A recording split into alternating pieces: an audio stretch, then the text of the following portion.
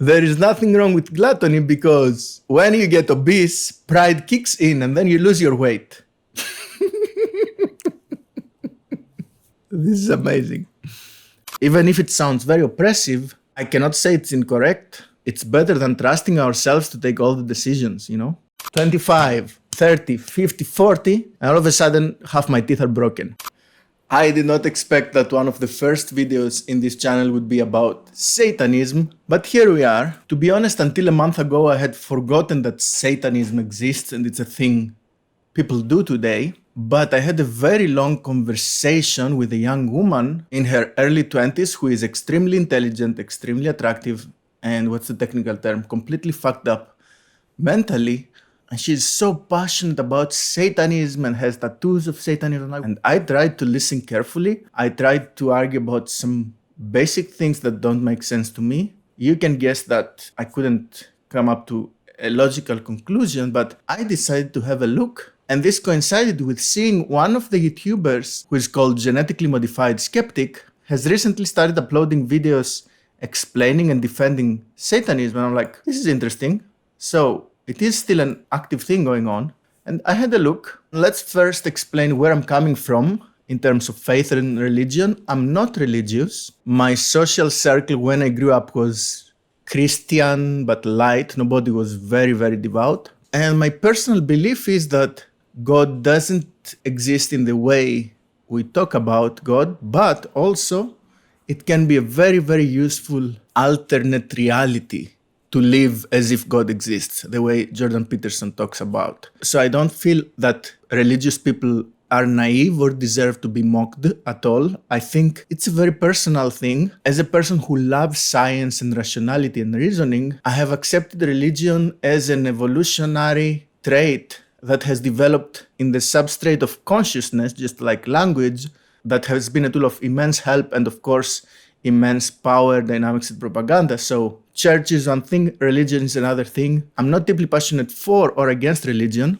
So Drew is his name. The story of Drew is that he was very deeply into Christianity and brainwashed. And you can see he started 6 years ago uploading videos against scammy alternative treatments, conspiracy theories, and he became one of the prominent atheist YouTubers. I'm an atheist activist in closet, How Peaceful Religion Kills. So he is a very anti-religion guy now, fueled by his own horrible experience with religion. He found a girlfriend, wife, I guess, that she has a similar story as far as I understand, that she escaped a heavily oppressive Christian cult. Yeah, and now what is going on with Satanism? I haven't dug very, very deep, but I will use my common sense to comment on the most charitable interpretation of Satanism, basically what Satanists profess about Satanism, and explain some problems I have with that.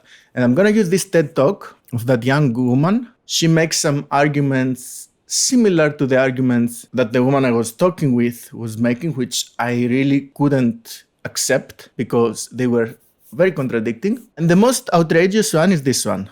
Satanism has absolutely nothing to really do with Satan. There's no other way to sugarcoat it. Everyone thinks Satanism has absolutely nothing to do with Satan. This is a statement that many, many people who call themselves Satanists say. And it's ridiculous, right? Satanism has absolutely nothing to really do with Satan. There's no other way to sugarcoat it. Everyone thinks, oh, she's a Satanist. She worships the devil. Well, really, I'm worshiping the Hebrew root of the word Satan as adversary. I'm worshiping the idea of knowledge and enlightenment and pride.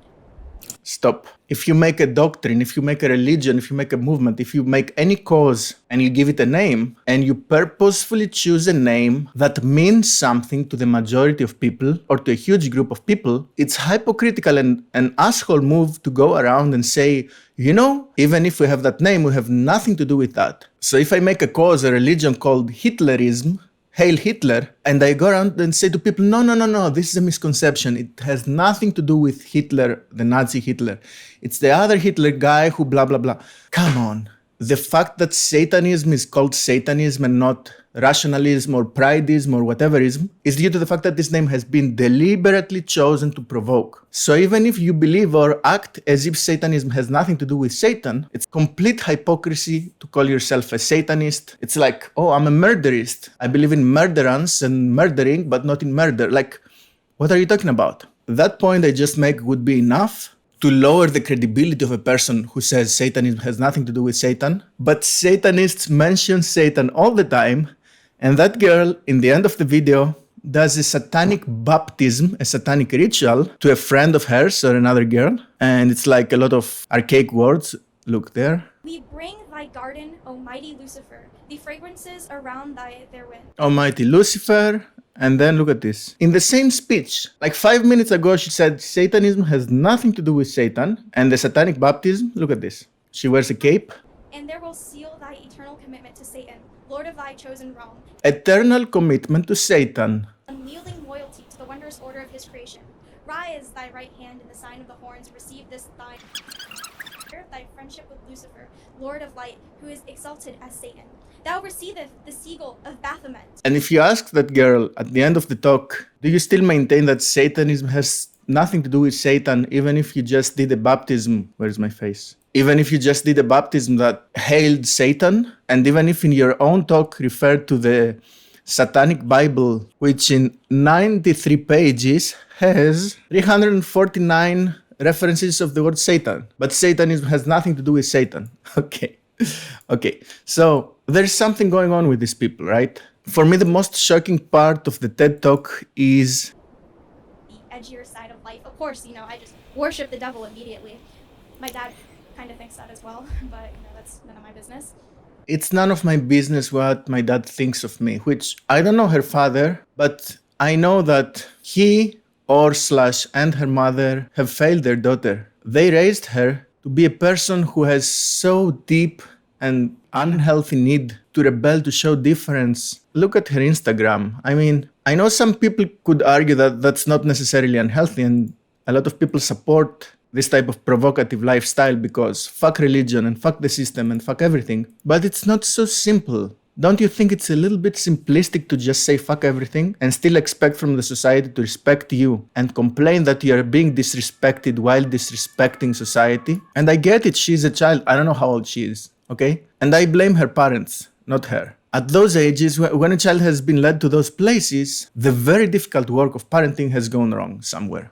Anyway, let's change the topic. I want to read and comment on the 7 fundamental tenets of the Satanic Temple, which many people go on TV and say, this is what we believe. Don't you think it's fine? And before starting with those things, I want first to repeat that the name Satanism is not cool because you choose a name that means something to people, that means something very specific, that is a synonym to evil. It's a synonym to temptation, to actions that are deeply immoral. And you try to say, we use this name, but we are not immoral. So basically you use a word that you use to mean something, but for us it means something else. And you have to change the way you use Satan, because for us it's not a bad thing anymore. So that's my first problem with Satanism. You claim you don't want to be provocative, but the first provocation comes in your name. Otherwise, call yourself rationalists. I have a lot of disagreements with the rationalist community, for example, but their name is not one of them. So these are all entry points to Satanism. Satanists are comfortable with saying those things on TV. One should strive to act with compassion and empathy toward all creatures in accordance with reason. Sounds wonderful. The problem a religious person would identify, but I would also identify it as a problem, even if I'm not religious, is in accordance with reason. That means that the ultimate judgment, the ultimate authority to take a decision is yourself. You decide what's reasonable and what's not. Because reason is in your mind. The struggle for justice is an ongoing and necessary pursuit that should prevail over laws and institutions. Here, instead of compassion, you have justice, but the point is not the compassion and the justice is should prevail over laws. So these are synonymous prompts that say, you know what, your reason should prevail over laws. One's body is inviolable, nice word, inviolable, subject to one's own will alone. Nobody can control your body, basically. This is used a lot for abortion rights campaigns. Overall, I don't see a big problem with that. Of course, you can put the devil in the details, but I don't need to complain about everything. The freedoms of others should be respected, including the freedom to offend. To willfully and unjustly encroach upon the freedoms of another is to forego one's own. I do like this statement personally. I should be free to act in a way that offends you, especially if my intention is not to offend you, until a threshold where the offense becomes serious harm. And this means that the moment I restrict your freedom, I have no right to my own freedom. So if I steal your car, I can go to jail because you're free to use your car, and I take that from you, so I don't have the right to be free anymore. I simplify it, but I think that's the main point. So basically, laws can exist, except if they're unjust. And who is to say if they're unjust? 5. Beliefs should confront one's best scientific understanding of the world. Here my problem is the word once. One should take care never to distort scientific facts to fit one's beliefs. Well, this is inevitable. Plus, most people, unfortunately, are not very well versed in science. And the number one problem with people, the number one scientific illiteracy, is the failure to understand statistics, probability, and then thermodynamics. This is a personal pet peeve of mine. Statistics are so difficult, so counterintuitive, but also so important to understand in today's world that everybody's life would be immensely better if we deeply understood statistics and probability theory. So this rule ignores the fact that most of us are not scientific-minded, and even the most scientific-minded people don't operate in scientific thinking mode 90% of their lives. And this is something everybody does. Even the most meticulous scientist that wants to live their life as ethically as possible is subject to very serious biases that can justify his or her temptations. Maybe 6 will amend 5. People are fallible. If one makes a mistake, one should do one's best to rectify it and resolve any harm that might have been caused. That sounds good, although to me it reads as if, you know what, we make mistakes sometimes. If we apologize, that's the best you can do. A more dogmatic set of rules would prohibit us from making those mistakes in the first place. And this is the big difference between traditional religious doctrines and Satanism as a religion that promotes freedom and self-reliance first. It's very dangerous. But overall, it's not a bad rule, I would say. It's not a bad tenet. 7. Every tenet is a guiding principle designed to inspire nobility in action and thought. The spirit of compassion, wisdom, and justice should always prevail over the written or spoken word. This is a statement. If I understand it correctly, it says that we wrote those 6 tenets in order to try optimize for and promote compassion, wisdom, and justice, but this is just written or spoken word, which does not fully encapsulate compassion, wisdom, and justice. So if the spirit, if what you need to do does not match one of these rules, then it's more important to do the right thing than to obey those rules. And this is again a version of the first point, and something that can nullify the tenets if your own justification of compassion, wisdom, and justice is above them. That's probably what's so attractive to people who live from a very strictly dogmatic religious doctrine, which the point of religion is to be dogmatic. And here comes a religion that says, you know what? If real compassion, if real justice is beyond what we have written, you go do that. Don't listen to us if we are wrong. So this is the big difference of Satanism compared to other doctrines, that it's not a dogma, it's not a must-do. The moral compass is inside your head. And if this looks like a good idea, I want to invite you to think again, because I do think that's a horrible idea for most people, most of the time. And the reason dogmatism is the basis of religions is to combat this innate, fallible morality that we can create for ourselves. And to say it in simpler words, when you have a set of rules that you just don't fucking break, there is no end that justifies the means of, let's say, killing someone, cheating on your partner, you know? Oh, but I was hungry, so it's justified to steal. Well, those justifications become a slippery slope very easily. And I have said it many times and nobody listens to me. In the West, at least in Europe, in all the countries I've visited and I've lived, you can stay fed every single day without stealing. At least as far as food goes, if you go out of a supermarket and ask people to buy you some food, they will. We will. There is plenty of food. There is plenty of food thrown away. I'm just giving it as an example that where I have lived, in poorer countries, maybe the circumstances are different. But where I live, the statement, I'm hungry, is never justification for theft. just as an example. Now, to juxtapose those 7 tenets, I'm going to have a look at the 10 commandments, the good old 10 commandments, and tell you my thoughts on them as a non-religious person. Immediately look at the difference. The first 3 commandments do the very opposite to what we saw before. They establish the dogmatism, the absolutism of the religion. Number 1, I am the Lord, your God. You shall not have strange gods before me. That's it. This is it. You got it, right? Okay, but let's make sure that you got it. Number 2 is the same. You shall not take the name of the Lord your God in vain. I am the most important thing in your fucking life, you motherfucker, okay? And you should remember to celebrate me pretty much every day of your life, especially on Sundays. So the first 3 commandments remove all agency from you, which is a form of oppression and basically moral slavery, but also a form of freedom of responsibility. So here's the beautiful thing. If you just don't do something, you don't have to decide, you don't have to reason, you don't have to look for justice on whether to do it or not. If you are in front of me and you do some horrible thing, and I have to decide if it's fair to kill you or not, that's exhausting. My God says I'm not gonna kill you, I'm not gonna kill you. My God says I'm gonna forgive you, I'm gonna forgive you. It feels wrong, I don't like it, but I have no choice. And this is the first commandment that girl disobeyed. Honor your father and your mother. These people are the reason you exist. They may be horrible people, but if you are horrible to them, chances are you may be a horrible person too.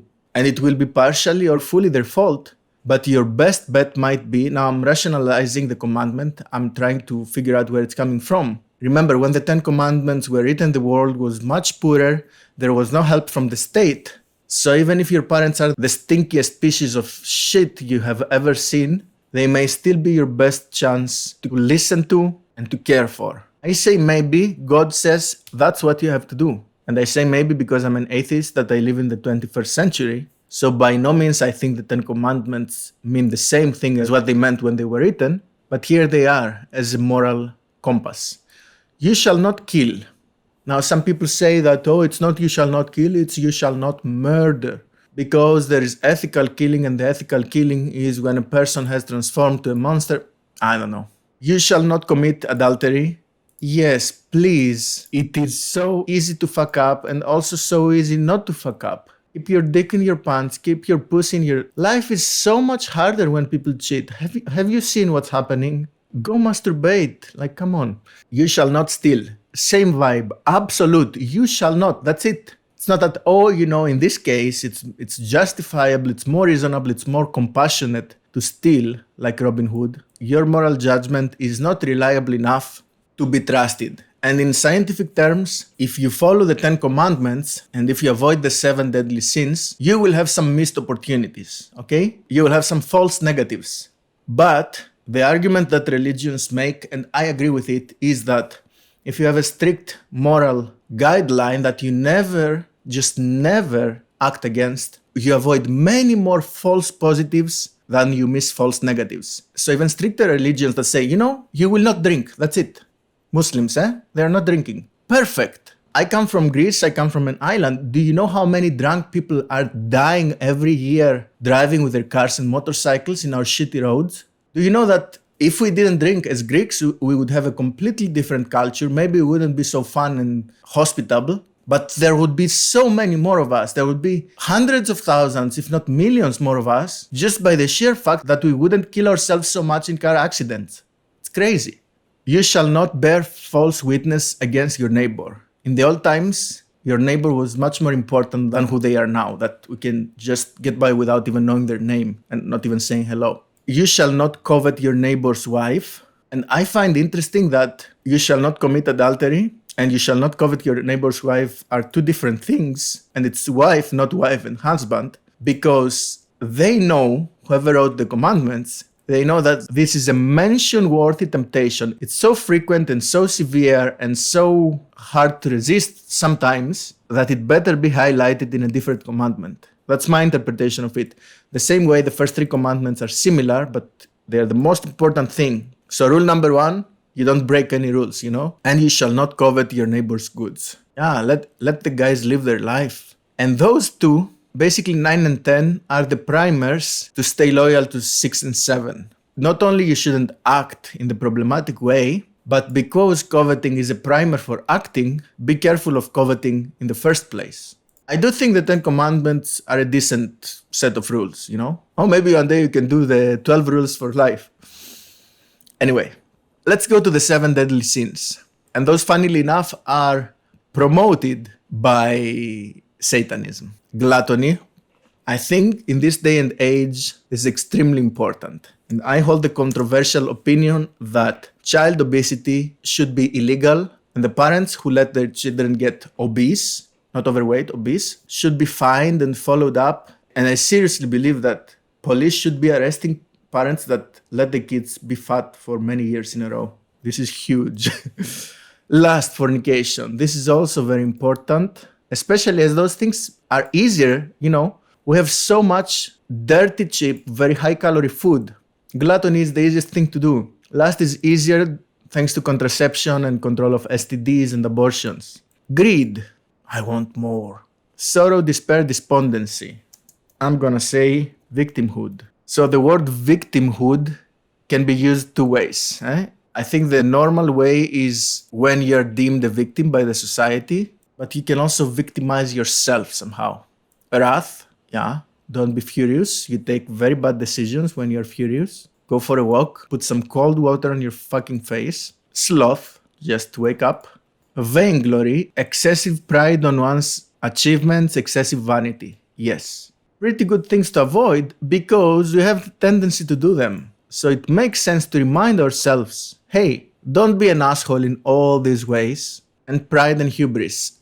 If you want, tell me in the comments how vanity, vainglory is different from pride and hubris. Maybe hubris means that I think I know better than you, something like that. I don't know. I think I'm guilty of hubris because I do think I know better than some people, but I also invite them to tell me what am I missing, what am I doing wrong, but they don't tell me and they just say you're wrong and I say why I'm wrong and they're like you're just wrong, I don't like it. I'm like, but why? Why? What am I missing? Now, in the last part of this video, which is a long one, I'm gonna read you some excerpts from the Satanic Bible, which basically glorify and promote the 7 sins. The 7 deadly sins of the Christian church are greed, pride, envy, anger, gluttony, lust, and sloth. Satanism advocates indulging in each of these sins as they lead to physical, mental, or emotional gratification. Yes, you silly, that's why we try to avoid them, because they are short-term gratifications compromising our long-term prosperity individually but also socially. A Satanist knows there is nothing wrong with being greedy. This is what this girl is being taught. There is nothing wrong with being greedy, as it only means that he wants more than he already has. No, that is not greed. Greed is that I want more than what I need to satisfy my duties, my purpose in life, even my ambitions. Greedy and ambitious is not the same thing, although they can look similar. Envy means to look with favor upon the possessions of others, and to be desirous of obtaining similar things for oneself. Now, envy is a negative emotion against the person who has more than I have. Envy is not about the possession. Envy is directed to the person who has the bigger car than me. Envy and greed are the motivating forces of ambition. And without ambition, very little of any importance would be accomplished. That's why they're good, they say. No, this is wrong, I'm gonna fix it. Can be shallow, motivating forces of ambition. Let me tell you some healthy forces of ambition. Charity, love, generosity, beauty, service, athletic achievement, art, scientific achievement. Aren't all those drivers of ambition? Come on. Gluttony is so stupid. This is so stupid now. Gluttony is simply eating more than you need to keep yourself alive. And here's why they justify gluttony can be good. When you have overeaten to the point of obesity, when gluttony makes you obese, another sin, pride, will motivate you to regain an appearance that will renew your self-respect. This is beautiful. So gluttony and pride cancel each other. Two bad things make a good thing. There is nothing wrong with gluttony because when you get obese, pride kicks in and then you lose your weight. This is amazing. Anyone who buys an article of clothing for a purpose other than covering his body and protecting it from the elements is guilty of pride. So if you wear nice clothes, you're already a sinner, and that's why that doesn't make any sense to be ashamed of pride. Being reluctant to get up in the morning is to be guilty of sloth. And if you lie in bed long enough, you may find yourself committing yet another sin, lust, because you're gonna fuck the person that is in the bed. To have the faintest stirring of sexual desire is to be guilty of lust. Yeah, we have to be careful, because in the old times, lust might mean that you will ruin your body, you will ruin your life, you will ruin your children, you will ruin your family. And today it means the same thing, but there is lower probability, and it's also socially acceptable. In order to ensure the propagation of humanity, nature made lust the second most powerful instinct, the first being self-preservation. Realizing this, the Christian church made fornication the original sin. In this way, they made sure no one would escape sin. Yes, according to the Christian church, we are all sinful, and what life should be is a race against committing more sin and a continuous effort to redeem ourselves. And by doing that, we are good, healthy, functional, productive, loving societal entities, I would say. And overall, even if it sounds very oppressive, I cannot say it's incorrect. It's better than trusting ourselves to take all the decisions, you know? Your very state of being, the fact that you exist, is a result of sin, the original sin. Yeah, this is go deep into biblical studies. I'm sure a religious scholar could explain it better. But the basis of sins is to reduce instant gratification. Basically, it's a counterforce. What many people don't understand is that the fact that we're gonna sin anyway doesn't mean that we shouldn't try to avoid it so that we don't do too much. So, take gluttony for example. Our instinct is to eat as much as possible. I am not obese anymore by trying and mostly failing not to overeat most of the time. So, I always fight with myself trying to eat less, and many days I fail. And this is a problem. But some days I succeed, and the days I fail, I even stop saying, hey, it's wrong to keep eating. I just ate a box of 12 small ice creams. That's true. That's not nice. I am ashamed of myself right now. Should I be ashamed of myself? I think yes, as long as the shame is not debilitating. It's constructive. So if I was ashamed to the level that I would go in my bed and cry and not make this video and not go to work, that's too much shame. Okay? But if I say, it doesn't matter, I just ate a bunch of ice creams, maybe I'll have more in the evening, I'm gonna get really fat again. It's horrible. And I think that's the last topic I will talk about because I'm recording more than 1 hour. The strongest instinct in every living thing is self-preservation, which brings us to the last of the 7 deadly sins, anger. Is it not our instinct for self-preservation that is aroused when someone harms us, what we become angry enough to protect ourselves from further attack? So this is why anger is good according to Satanism, because if we are not angry, we cannot fight back. Anger gives us a lot of strength and gets us to unleash force and violence where it can be useful, they claim. A Satanist practices the motto, if a man smite thee on the cheek, smash him on the other. So this is also a very, very, very, very problematic motto ethically. I will try to explain that as clearly as I can. If you have ever lived with someone in the same house and you're supposed to do chores 50-50, in many cases, both of you will think that you do more chores than the other person. So I would believe I do 65% of the chores, I do the dishes all the time and I do the clothes all the time. And my housemate or partner would think, I'm doing 65% of the chores, this guy does barely nothing. Maybe 70, the guy does barely nothing. We have a tendency, and there have been studies that have shown that we overhype negative things to us in a way that favors us, in a way that makes us victims. So even if the saying was, if a man smite thee on the cheek, smite him on the other, what would happen is you slap me with 10 kilometers per hour. I will want to slap you at the same intensity, but more likely I will slap you with 15. And you will want to slap me with the same intensity, and you will more likely slap me back with 20, 25, 30, 50, 40, and all of a sudden half my teeth are broken. So even if we want to respond with the same intensity, we have a tendency to harm a person more than they harm us. Maybe they deserve it if they started first. But to smash someone if they slap you is to punch someone if they offend you, for example. You can find videos of rallies where somebody holds a slogan and the person who perceives the language of the slogan as violence thinks they are justified. Remember, struggle for justice should even prevail over laws. So if I hold a sign that says something that offends you very much, you may feel justified to slap me on the face. And what I consider not so violent provoked you to do something that I consider violent, and then I may feel justified to stab you with a knife. This is a very unhealthy premise. Look at these fuckers. Let no wrong be unredressed, unanswered. You decide what is wrong according to your moral compass and what you deem just and compassionate. So if you're not treated in a compassionate way, as a moral principle, you should fight back. And it is moral to fight back harder than you perceive you have been harmed. This is the problem with Satanism. The religious doctrines that talk about sin, they are used to buffer our short-term, impulsive, instinctive, hedonistic. And Satanism says, these things are natural, so why not accept them? Well, because we will become animals. So what's the point? If everybody is a sinner, everybody will go to hell anyway. If everyone goes to hell, then you will meet all your friends there.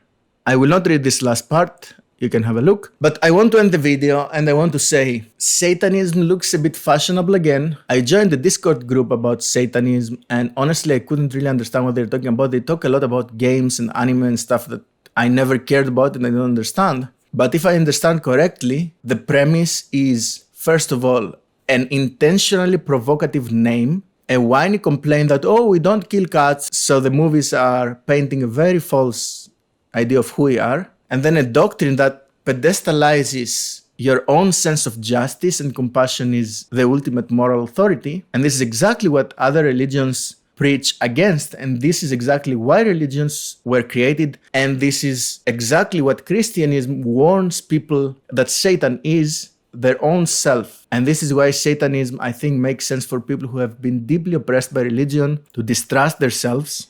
So if I would make a conclusion, it would be that carelessly and abusively administered religion and Christianity through corrupted churches, for example, can actually breed Satanism. And so the failure, this is a thought I just had, and I think it may be true. If you are a religious leader, but you act against the doctrine that you preach, and you are being an asshole, and you are being an abuser, and you are being all these fucking things, you fly with private jets, you're a lazy, greedy, kid-touching bastard, then the distrust for religion that you create, that can be also subconscious to people, they may not even know who you are, but somehow from the way you run your church, it will get into people, deep inside them. And these guys over here, who suffered a paradigm that calls itself Christianity but doesn't act in a loving Christian way, they may get exactly where that leads, which is to have a distrust in any moral authority that claims to be above yourself, just because